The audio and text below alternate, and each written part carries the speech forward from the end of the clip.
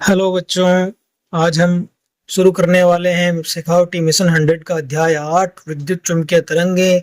2 number का ये हमारा पाठ है। शुरू करते हैं कि विद्युत चुम्बकीय तरंगे उत्पन्न कैसे होती है। तो ये उत्पन्न होती है बच्चों त्वरित आवेश से। त्वरित आवेश का मतलब है ऐसा आवेश जिसका वेग समय के साथ परिवर्तित हो रहा हो। तो ऐसे त्वरित आवेश से एक परिवर्ती विद्युत क्षेत्र उत्पन्न होगा जो परिवर्तित चुंबकीय क्षेत्र को उत्पन्न करेगा, फिर वही परिवर्तित चुंबकीय क्षेत्र वापस परिवर्तित विद्युत क्षेत्र को उत्पन्न करेगा। इस प्रकार ये चक्र चलता जाएगा और हमारे पास मिलेगी विद्युत चुंबकीय तरंगे। अगर केवल स्थिर आवेश हो तो क्या उत्पन्न होता है? केवल विद्युत क्षेत्र उत्पन्न होता है। अगर वही आवेश एक समान चाल से गति करे, एक समान वेग से गति करे, त्वरित ना हो, तो क्या उत्पन्न होगा? विद्युत क्षेत्र भी उत्पन्न होगा और साथ में चुंबकीय क्षेत्र भी उत्पन्न होगा। क्यों? क्योंकि वेग आ गया। अगर वही आवेश त्वरित होगा तो क्या उत्पन्न होगी? विद्युत चुंबकीय तरंगे उत्पन्न होगी। तो यहां से ये सबसे बेसिक क्वेश्चन बन सकता है। चलते हैं अपने वस्तुनिष्ठ प्रश्न। पहला प्रश्न है मुक्त दिक् स्थान। मुक्त दिक् स्थान का मतलब है निर्वात। तो निर्वात की विद्युतशीलता एप्सिलॉन नोट और मुक्त दिक् स्थान की चुंबकशीलता चुंबकशीलता म्यू नोट, यानी कि निर्वात की चुंबकशीलता म्यू नोट है तथा निर्वात में प्रकाश का वेग c है। तो इन तीनों में हमें सही संबंध बताना है। देखें हमारे पास एप्सिलॉन नोट का वैल्यू हमें पता है 8.85 इंटू 10 की पावर -12। म्यू नोट की वैल्यू हमें पता है 4 pi into 10 to the power -7। C की वैल्यू हमें पता है 3 इंटू 10 की पावर 8। तो देखें तो दोनों की वैल्यू नेगेटिव है। एप्सिलॉन नोट की वैल्यू और म्यू नोट की वैल्यू भी नेगेटिव है। और चारों ऑप्शन में अगर अपन देखेंगे तो म्यू नोट एप्सिलॉन नोट का गुणा किया हुआ है। तो यहाँ तो अब चूंकि म्यू नोट एप्सिलॉन नोट का गुणा भी नेगेटिव में आएगा तो इसका मतलब कि अपोजिट रिलेशन होगा, इनवर्स वाला रिलेशन होगा। तो चलिए रखे देखते हैं हम 8.85 इंटू 10 की पावर -12 मल्टीप्लाई म्यू नोट से करेंगे तो 4 पाई इंटू 10 की पावर -7। तो हमारे पास जो 10 की पावर आएगी माइनस में वो आ जाएगी 12 और 7 19, यानी कि 8.85 इंटू 4 पाई इंटू 10 की पावर -19। और सी क्या है? सी की वैल्यू है 3 इंटू 10 की पावर 8। तो कुल मिलाकर सी का स्क्वायर करेंगे तब कुछ कंपेरेबल पावर बन रही है हमारे पास। सी स्क्वायर करेंगे तो 10 की पावर 16 आ रही है, लेकिन वो पॉजिटिव आ रही है और यहाँ पावर कैसी आ रही है? नेगेटिव आ रही है। तो इसका मतलब रिलेशन कौन सा होगा? इनवर्स वाला रिलेशन होगा जिसमें सी स्क्वायर आए। तो ऐसा रिलेशन कौन सा है? ऐसा है हमारे पास ऑप्शन बे में कि 1/μ0 epsilon naught equal to C square. तो करेक्ट ऑप्शन हमारे पास हो जाएगा B 1/μ0 equal to C square, या फिर हम कहें कि सी जो होगा वो इक्वल टू होगा 1/√μ0 एप्सिलॉन नोट। तो ये रिलेशन आपको याद रखना चाहिए। सी का रिलेशन प्रकाश का वेग कह दें या फिर विद्युत चुम्बकीय तरंगों का वेग कह दें। विद्युत चुम्बकीय तरंगों का वेग प्रकाश के वेग के बराबर ही होता है, क्योंकि प्रकाश खुद एक क्या है? विद्युत चुम्बकीय तरंग है। अगले प्रश्न चलते हैं। अधिकतम आवृत्ति की विद्युत चुम्बकीय तरंग कौन सी है? 4 ऑप्शन हमें दिए हुए हैं अलग अलग तरंगों के, कि पराबैंगनी किरणें, एक्स किरणें, गामा किरणें, सूक्ष्म तरंगे। तो एक हमारे पास होती है आवर्ती न्यू, उसका फॉर्मूला होता है C/λ, यानी कि इनमें क्या है? व्युत्क्रमानुपाती संबंध है आवर्ती और तरंगदैर्ध्य में। आवर्ती बढ़ती है तो तरंगदैर्ध्य घटता है, अगर आवर्ती कम होती है तो तरंगदैर्ध्य बढ़ता है। दूसरा होता है ऊर्जा। ऊर्जा और आवर्ती में समानुपाती का संबंध होता है, तो आवर्ती जिसकी ज्यादा, ऊर्जा उसकी ज्यादा। अगर हम विद्युत चुम्बकीय स्पेक्ट्रम की तरंगों की बात करें, उनको आवर्ती के क्रम में रखें या तरंगदैर्ध्य के क्रम में रखें, तो जो आवर्ती के बढ़ने का क्रम होगा वो तरंगदैर्ध्य के घटने का क्रम होगा। तो सबसे ज्यादा आवर्ती जिसकी होती है, सबसे ज्यादा ऊर्जा वाली तरंग जो होती है किरणें, वो होती है गामा किरणें। उनका तरंगदैर्ध्य सबसे कम होता है, इसलिए उनके नाम में भी किरण लिखा हुआ है, तरंगदैर्ध्य बहुत कम है। उसी प्रकार उसके आगे आती है एक्स किरणें, उसके बाद आती है पराबैंगनी किरणें, फिर आती है दृश्य तरंगे, अवरक्त तरंगे, सूक्ष्म तरंगे और रेडियो तरंगे। देखिए लेमड़ा जिनका ज्यादा हो गया वहां से उनके आगे तरंग नाम आ गया, बाकी सब के आगे हमें लिखा है किरण। तो आवृत्ति जिसकी ज्यादा हो या ऊर्जा जिसकी ज्यादा हो, दोनों सेम बात है। तो इस प्रकार ये क्रम रहेगा। एक आप देखें रेडियो तरंगे, उनकी ऊर्जा सबसे कम है, क्योंकि रेडियो तो हम दैनिक जीवन में काम में लेते ही हैं, तो ऊर्जा उनकी सबसे कम होती है। तो इस तरह से इनको याद रख सकते हैं। तो यहाँ करेक्ट ऑप्शन हो जाएगी आवृत्ति अधिकतम किसकी होगी? गामा किरणों की होगी। चलते हैं अगले प्रश्न की ओर। प्रश्न संख्या 3 है कि 100 मेगाहर्ट्ज की एक समतल विद्युत चुंबकीय तरंग है, निर्वात में x दिशा में गतिमान है और किसी बिंदु पर विद्युत क्षेत्र कितना दिया हुआ है, E equal to 6.3 J cap, यानी कि y दिशा में है और मात्रक क्या है, वोल्ट प्रति मीटर। तो इस बिंदु पर B का मान क्या होगा, यानी कि चुंबकीय क्षेत्र का मान हमें ज्ञात करना है। तो हमें दिया हुआ है, आवृत्ति दी हुई है 100 मेगाहर्ट्ज। हर्ट्ज किसका मात्रक होता है, हर्ट्ज होता है आवृत्ति का मात्रक, और इसको हम सेकंड इनवर्स भी कह सकते हैं। और यहाँ पे लिखा हुआ है एक मेगा, कैपिटल M लिखा हुआ, उसका मतलब होता है 10 की पावर 6। एक होता है माइक्रो म्यू, जिसका मतलब होता है 10 की पावर -6। तो दोनों में कंफ्यूज नहीं होता, कैपिटल M है उसका मतलब 10 की पावर 6, एक स्मॉल m होता है उसकी पावर 10 की पावर -3 होता है। तो यहाँ इस फॉर्मूले में ये चीज कहीं काम नहीं आएगी कि आवृत्ति कितनी है, हमें केवल एक फैक्ट देखना है कि भाई विद्युत चुंबकीय तरंगों में तरंग संचरण की दिशा, विद्युत क्षेत्र और चुंबकीय क्षेत्र तीनों क्या होते हैं, एक दूसरे के लंबवत होते हैं। तो अगर संचरण की दिशा यानी कि K जो है, जिसको अपन संचरण नियतांक कहते हैं, वो किस दिशा में, x दिशा में है। विद्युत क्षेत्र किस दिशा में है, J केप, यानी कि y दिशा में है। तो सीधी सी बात है, चुंबकीय क्षेत्र किस दिशा में होना चाहिए, जो इन दोनों के परपेंडिकुलर है। कौन सी दिशा, Z दिशा, यानी कि K केप वाला होना चाहिए। तो यहाँ हम देख रहे हैं कि सब में K केप है, ठीक है, तो दिशा तो निर्धारित हो गई। अब हमें निकालना है, इसका परिमाण भी निकालना है। तो परिमाण देखें आप कि B और E में एक रिलेशन होता है कि E का परिमाण ज्यादा होता है, कितने गुना, C गुना ज्यादा होता है B से। तो अगर आपको B निकालना है तो E में C का भाग दे देंगे। तो E की वैल्यू हमें दी हुई है कितनी, 6.3, और अपॉन में हम प्रकाश का वेग लिख देंगे 3 × 10 की पावर 8, सॉरी 10 की पावर 8। तो ये आ जाएगा अपने पास 2.1 × 10⁻⁸। तो देखें चुंबकीय क्षेत्र का परिमाण कितना कम है। तो अगर वैल्यू के हिसाब से देखा जाए तो विद्युत क्षेत्र का जो वैल्यू है वो ज्यादा होती है कंपैरेटिवली। तो इस प्रकार इस संबंध को याद रख सकते हैं कि विद्युत क्षेत्र की वैल्यू ज्यादा होती है। अब हम बात करेंगे, परिमाण तो आ गया, अब दिशा में K केप तो है, लेकिन वो K केप भी दो हो सकती है ना, K केप और -K केप। तो इसके लिए हमें देखना है कि B की दिशा जो है वो हम कैसे दिखाते हैं। हम दिखाते हैं कि संचरण की दिशा जो K की दिशा है, संचरण सदिश K की दिशा और E की दिशा दोनों का क्या लेते हैं, सदिश गुणनफल लेते हैं। तो सदिश गुणनफल में हमने देखा था कि जो आंसर निकल के आता है उसकी दिशा उन दोनों सदिशों के तल के लंबवत होती है। तो यहाँ K किस दिशा में, X दिशा में, E किस दिशा में, Y दिशा में। तो I क्रॉस J हो गया, जो कि K केप होता है, यानी कि Z दिशा में हो गया। तो प्लस का K केप यहाँ पे आएगा। तो करेक्ट ऑप्शन हो जाएगा हमारा 2.1 × 10 की पावर -K केप टेस्ला। चुंबकीय क्षेत्र का मात्रक होता है टेस्ला। अब यहाँ सदिश गुणनफल की बात हुई है कि दो सदिश राशियों का अगर ऐसा गुणनफल हो कि तीसरी राशि, उत्तर जो है वो भी सदिश राशि आए, तो इनके लिए हम एक चक्रीय क्रम वाला एक नियम होता है कि I J K को अपन घड़ी की दिशा में लिख लें, और अगर घड़ी की दिशा में ही चलें तो I क्रॉस J किसके बराबर होगा, प्लस का K केप। सारी राशियां प्लस में आएगी अगर इस दिशा में चलोगे, और अगर उल्टे चले तो आंसर आएगा माइनस। तो इस प्रकार अगला क्वेश्चन की ओर चलते हैं कि यदि E और B विद्युत चुंबकीय तरंगों के विद्युत सदिश चुंबकीय सदिश हों, तब चुंबकीय संचरण की दिशा, हम देख चुके हैं कि तीनों क्या होते हैं, एक दूसरे के लंबवत होते हैं। तो एक E और B दोनों के लंबवत क्या होगा, उनका सदिश गुणनफल जो होगा वही होगा। तो यहाँ पे करेक्ट ऑप्शन क्या आ जाएगा, E क्रॉस B की दिशा में। सदिश गुणनफल की विशेषता होती है कि उनका आंसर जो होता है वो दोनों सदिशों के तल के क्या होता है, लंबवत होता है। और ये क्या होती है, विद्युत चुंबकीय तरंगों की प्रवृत्ति होती है कि तीनों चीजें क्या होती है, एक दूसरे के लंबवत होती है, एक X में, एक Y में, एक Z में। तो अगले प्रश्न की ओर चलते हैं कि किसी विद्युत चुंबकीय तरंग के विद्युत एवं चुंबकीय क्षेत्र होते हैं। यहाँ देखें क्षेत्र होता है। तो अगर हम एक चित्र द्वारा समझने की कोशिश करें, पहले ऑप्शन देख लेते हैं कि ऑप्शन है समान कला और परस्पर समांतर, विपरीत कला और परस्पर लंबवत, विपरीत कला और परस्पर समांतर, और समान कला और परस्पर लंबवत। तो यहाँ कला और दिशा की बात होगी। तो मान लीजिए ये एक संचरण की दिशा है, X दिशा जो है वो तरंग के संचरण की दिशा है। तो Y दिशा में अगर हम विद्युत क्षेत्र माने इस तरह से, तो Z दिशा में क्या होगा, चुंबकीय क्षेत्र होगा।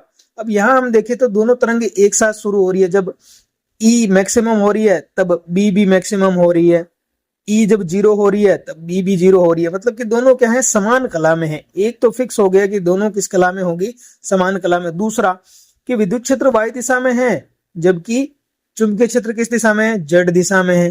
तो ये दोनों क्या होते हैं, एक दूसरे के लंबवत होते हैं। तो कला तो समान है लेकिन जो विस्थापन है दोनों का वो एक दूसरे के लंबवत होता है, वाइब्रेशन जो है दोनों का एक दूसरे के लंबवत है। तो करेक्ट ऑप्शन द हो जाएगा हमारे पास। अगले प्रश्न की ओर चलते हैं बच्चों की, क्लाइस्ट्रॉन, मैग्नेट्रॉन और वाल्व द्वारा उत्पन्न चुंबकीय तरंगे। तो ये हमारे पास कुछ उपकरण हैं जो विद्युत चुंबकीय तरंगों को उत्पन्न करते हैं। ये जो तरंगे उत्पन्न करते हैं वो होती है सूक्ष्म तरंगे। तो इसको हमें याद रखना है कि सूक्ष्म तरंगों को उत्पन्न करने के लिए कौन से उपकरण काम में लेते हैं। हम लेते हैं क्लाइस्ट्रॉन, मैग्नेट्रॉन और वाल्व। सूक्ष्म तरंगों का दूसरा नाम क्या है, माइक्रोवेव तरंगे भी है।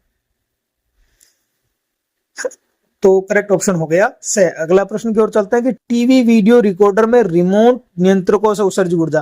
तो रिमोट में जो भी, चाहे किसी का भी रिमोट हो, टीवी का रिमोट हो, एसी का रिमोट हो, सब में जो कौन सी तरंगे होती है, संकेत लेकर कौन सी तरंगे जाती है, वो होती है हमारे पास अवरक्त तरंगे, इंफ्रारेड तरंगे, अवरक्त तरंगे। तो करेक्ट ऑप्शन हो गया हमारे पास ब। इसका एक और उपयोग होता है कि रात्रिकालीन फोटोग्राफी में हम इसका उपयोग करते हैं। अवरक्त तरंगे क्या करती है, हीट को कैप्चर कर सकती है। अगला है सेल्यूलर फोन। सेल्यूलर फोन मतलब मोबाइल फोन। इसमें कौन सी प्रयुक्त की जाती है, देखो 4 ऑप्शन दिए हुए हैं, AM FM। तो ये AM FM तो रेडियो में प्रयुक्त करते हैं अपन दोनों, ठीक है, फ्रीक्वेंसी मॉड्यूलेशन और एम्पलीट्यूड मॉड्यूलेशन।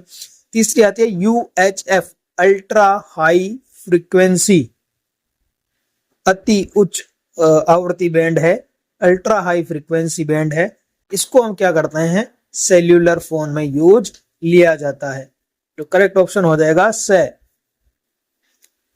तो अगले प्रश्न की ओर चलते हैं, प्रश्न संख्या 9 कि विद्युत चुंबकीय तरंगे किसके द्वारा विक्षेपित की जाती है। देखिए विद्युत चुंबकीय तरंगे क्या होती है, पहले तो उत्पन्न किससे होती है, त्वरित आवेश से उत्पन्न होती है। इसमें परिवर्ती विद्युत क्षेत्र होता है, परिवर्ती चुंबकीय क्षेत्र होता है। तो अगर इसको किसी और विद्युत क्षेत्र में रख दिया, तो क्योंकि विद्युत क्षेत्र सदिश राशि है तो क्या करेगी, उसके साथ इंटरेक्ट करेगी तो और उससे क्या हो जाएगी, विक्षेपित हो जाएगी। तो ये विद्युत क्षेत्र से भी विक्षेपित होगी और चुंबकीय क्षेत्र से भी विक्षेपित होगी। तो करेक्ट ऑप्शन हो जाएगा हमारे पास स एवं ब दोनों, विद्युत क्षेत्र से भी विक्षेपित होगी और चुंबकीय क्षेत्र से भी विक्षेपित होगी, क्योंकि ये त्वरित आवेश से उत्पन्न होती है।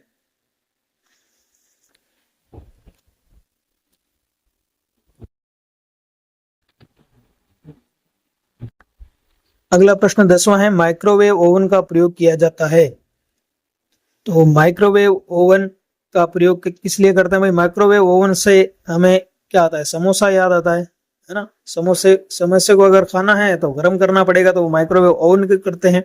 ओवन क्या करता है, जो भी जलयुक्त पदार्थ होते हैं तो वो जल को क्या कर देता है, गर्म कर देता है, उच्च ऊर्जा स्तर पर उनके अणुओं को ला देता है। तो इसका सही ऑप्शन क्या होगा कि जल युक्त पदार्थ का ताप बढ़ाने के लिए। तो अगर कभी आप समोसा खाते हैं तो जैसे ही गर्म किया हुआ होगा ओवन में, तो बाहर वाला जो है कवर उतना गर्म नहीं होगा जितना कि अंदर वाला चीज होगा। 11वां कि विद्युत चुंबकीय तरंगों की अनुप्रस्थ प्रकृति सिद्ध होती है। अनुप्रस्थ प्रकृति किससे सिद्ध होती है, ध्रुवण की घटना से सिद्ध होती है। तो तरंगे जो होती है वो दो प्रकार की होती है, एक अनुप्रस्थ और एक अनुदैर्ध्य।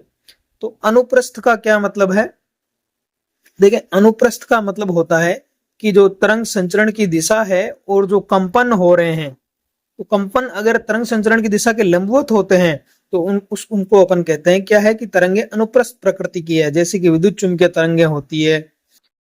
तो दूसरी जो तरंगे होती है वो होती है अनुदैर्ध्य तरंगे। अनुदैर्ध्य तरंगे कैसी होती है कि अनुदैर्ध्य मतलब लंबाई के अनुदिश, दैर्ध्य का मतलब लंबाई होता है, तो लंबाई के अनुदिश यानी कि संचरण की दिशा के अनुदिश ही क्या होते हैं, कंपन होते हैं। उनको अपन कहते हैं संपीड़न और विरलन। जैसे कि ध्वनि तरंगे होती है कि मैं बोल रहा हूं, तो मैं जब बोल रहा हूं तो मैं अपने पास वाली जो वायु है उसको मैं कभी संपीड़ित कर रहा हूं, कभी उसमें विरलन उत्पन्न हो रहा है। तो इस तरह से जैसे एक कीड़ा चलता है आगे लंबाई के अनुदिश कंपन करते हुए, जैसे केंचुआ हो गया, सांप हो गया, वो जैसे लंबाई के अनुदिश चलते हैं उसी प्रकार की तरंगे होती है। तो ध्वनि तरंगे अनुदैर्ध्य है और प्रकाश तरंगे कैसी है, अनुप्रस्थ है। तो ये हमारा 11वां क्वेश्चन हो गया। इसका करेक्ट ऑप्शन होगा अ, ध्रुवण से। तो ध्रुवण से हम पता लगा सकते हैं कि प्रकृति अनुप्रस्थ है या नहीं। अगला प्रश्न चलते हैं, प्रश्न संख्या 12 की दृश्य तरंगों की आवर्ती ह्रास कितनी होती। तो अब तो पूछ सकते हैं आपसे, एक तो आवर्ती परास पूछ सकता है, एक तरंगदैर्ध्य परास पूछ सकता है। तो आवर्ती परास जो है वो 4 × 10⁻14 हर्ट्ज से 7 × 10⁻14 हर्ट्ज होती है। वहीं अगर आपसे तरंगदैर्ध्य परास पूछे तो तरंगदैर्ध्य प्रकाश 4 तो दोनों में कॉमन है, ये होता है 400 नैनोमीटर से 700 नैनोमीटर, तो 4 और 7 कॉमन है, इस प्रकार से याद रख लीजिए। और ये नैनोमीटर में होता है, 400 नैनोमीटर से 700 नैनोमीटर, और आवृत्ति होगी 4 × 10⁻14 हर्ट्ज से 7 × 10⁻14 हर्ट्ज। तो करेक्ट ऑप्शन हो गया हमारा ए। चलते हैं अगले प्रश्न की ओर कि यदि सतह पर आपतित कुल चुंबकीय ऊर्जा U है, देखिए कुल जो ऊर्जा है वो कितनी है, U है विद्युत चुंबकीय ऊर्जा, तो कुल संवेग क्या होगा। तो इसका फॉर्मूला होता है, कुल संवेग का फॉर्मूला होता है U/c। अगर याद नहीं हो हमें तो क्या कर सकते हैं, इसका विमीय विश्लेषण कर सकते हैं। ठीक है, जहां U क्या है, ऊर्जा है, और c क्या है, विद्युत चुंबकीय तरंगों का वेग है, यानी कि प्रकाश के वेग के इक्वल होता है 3 × 10⁸। तो अगर हम इसका विमीय विश्लेषण करें, देखें ऊर्जा को हम क्या लिख सकते हैं, ऊर्जा या कार्य एक ही बात है, तो ऊर्जा को हम लिख सकते हैं बल गुणा विस्थापन। तो यहाँ फॉर्मूले में क्या आ रहा है, ऊपर ऊर्जा है नीचे वेग है, ऊर्जा को हमने लिख दिया बल गुणा विस्थापन, बट्टा में वेग आ गया, वेग को हम क्या ले सकते हैं, विस्थापन बट्टा में समय, तो विस्थापन से विस्थापन कैंसिल, और यहाँ आ गया बल गुणा समय। देखिए बल गुणा समय किसका फॉर्मूला हो गया, ये आवेग का फॉर्मूला हो गया। और हमें पता है 11वीं क्लास में हमने पढ़ा था आवेग संवेग प्रमेय की, आवेग किसके बराबर होता है, संवेग में परिवर्तन के बराबर होता है। यानी कि ये जो राशि है U/c ये किसका मात्रक होगा, ये संवेग का मात्रक आ रहा है। तो इस प्रकार ये फॉर्मूला हमारे पास सही हो गया, तो करेक्ट ऑप्शन हो गया हमारे पास ए U/c। चलते हैं 14वें प्रश्न की ओर कि निम्न में से गलत कथन का चयन कीजिए।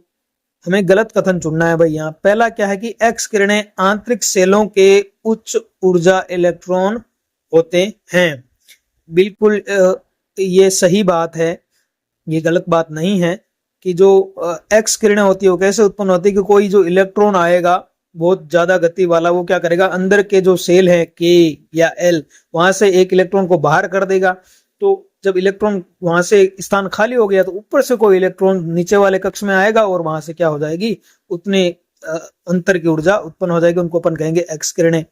दूसरा, लेसिक नेत्र सलिता में पराबैंगनी तरंगों का उपयोग होता है, बिल्कुल सही बात है। तीसरा, अवरक्त तरंगे उसमें प्रभाव उत्पन्न करती है। जी हाँ, अवरक्त तरंगे क्या होती है, उसमें प्रभाव भी उत्पन्न करती है। जैसे अपन लोहे को गर्म करते हैं तो कुछ समय बाद वो लाल हो जाता है, तो वो किसके कारण होता है, अवरक्त तरंगे निकलती है, उसके कारण वो लाल हो जाता है। वैसे तो चौथा क्या हो गया कि रेडियो तरंगों का स्रोत मैग्नेट्रॉन है, नहीं, ये जो क्वेश्चन है वो क्या है, गलत है एकदम, कि रेडियो तरंगों का स्रोत मैग्नेट्रॉन नहीं होता है। मैग्नेट्रॉन हमने पहले पढ़ा, ये क्या होता है, सूक्ष्म तरंगों का स्रोत होता है। तो रेडियो तरंगे कैसे उत्पन्न होती है कि तार में आवेश को हम क्या करा देते हैं, त्वरित करवा देते हैं। तो तार में आवेश की त्वरित गति से उत्पन्न होती है रेडियो तरंगे, मैग्नेट्रॉन से तो सूक्ष्म तरंगे उत्पन्न होती है। 15वां प्रश्न देखें कि विस्थापन धारा के भौतिक प्रभाव किसके समान है, अथवा विस्थापन धारा उतनी ही होती है जितनी। तो दो प्रकार की धाराएं होती है, एक तो चालन धारा जो सामान्य एम्पियर के नियम में हमने लिखा था, एक चालन धारा होती है, और दूसरी होती है विस्थापन धारा। विस्थापन धारा कैसे उत्पन्न होती है कि अगर विद्युत क्षेत्र या विद्युत फ्लक्स में कोई परिवर्तन होता है तो वहां विस्थापन धारा उत्पन्न होती है। जैसे एक संधारित्र के केस में अगर अपन देखें तो तार में तो कौन सी धारा बहती है, चालन धारा बहती है, लेकिन अब संधारित्र के बीच में कुछ नहीं है तो क्या वहां से धारा नहीं जाएगी, वहां पे धारा जाती है। वो किसके कारण होती है, वो धारा होती है विद्युत फ्लक्स में परिवर्तन के कारण। तो इसके बीच में जो धारा होती है वो होती है विस्थापन धारा। तो ये कंटिन्यूटी बनी रहे, आई हो उतनी ही आईसी हो, उतनी ही वापस आगे तार में क्या हो, आईसी हो। तो यानी कि परिमाण क्या रहता है, दोनों का समान रहता है, आईसी इक्वल टू आईडी होता है, चालन धारा conduction current equal to displacement current. तो दोनों का मान जो होता है वो समान होता है, क्योंकि कंटिन्यूटी तो रखनी है ना, ऊर्जा संरक्षण होना चाहिए, आवेश का संरक्षण होना चाहिए। तो हमारे पास करेक्ट ऑप्शन इसका हो गया बे, जहां पे आईसी क्या है, dq/dt है जो चालन धारा होती है, और आईडी क्या है, विस्थापन धारा है, जिसको अपन लिखते हैं एप्सिलॉन नॉट d/e/dt। ये विद्युत फ्लक्स में परिवर्तन के कारण उत्पन्न होती है। तो हम कर चुके हैं 15 के 15 ऑब्जेक्टिव प्रश्न। उम्मीद है आपको पसंद आए होंगे। अगर वीडियो पसंद आए तो चैनल को जरूर सब्सक्राइब करें, वीडियो को लाइक करें ताकि इसी तरह आप आगे के वीडियो प्राप्त कर सकें और अच्छे नंबर ला सकें। धन्यवाद।